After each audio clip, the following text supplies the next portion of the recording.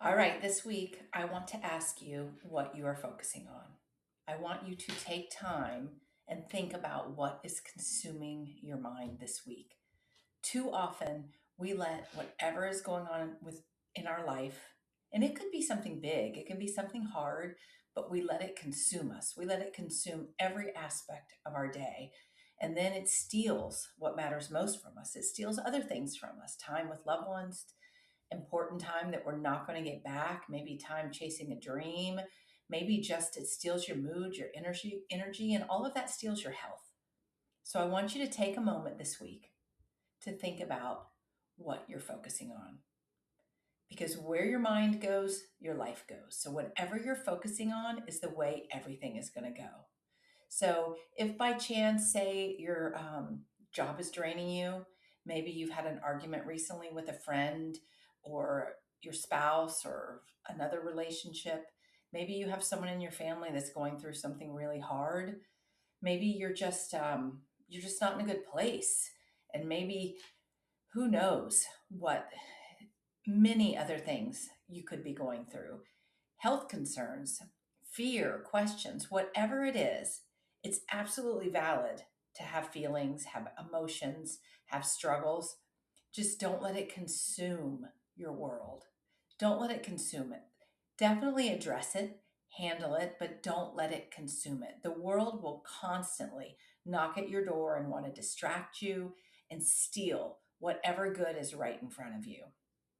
One of my favorite verses is Romans 12:2. Do not conform to the pattern of this world, but be transformed by the renewing of your mind. I might not be perfect, but either way, don't let the world change you. Don't let it take over your mind and fill your mind with ugly thoughts and suck your energy and change your mood.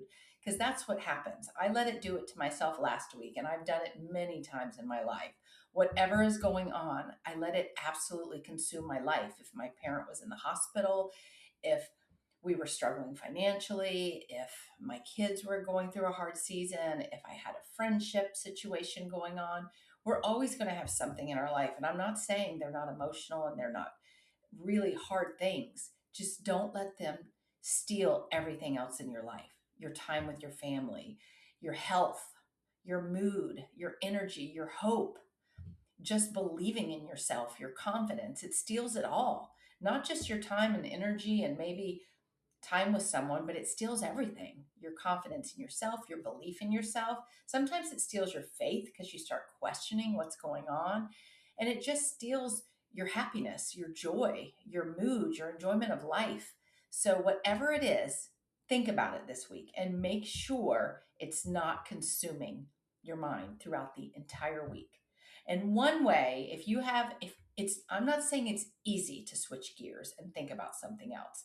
It can be hard. Sometimes it is as simple as acknowledging it and saying, I'm not going to choose that anymore. I'm going to pray. I'm going to speak affirmations. I'm going to choose hope. I'm going to put on some good music. I'm going to go work out.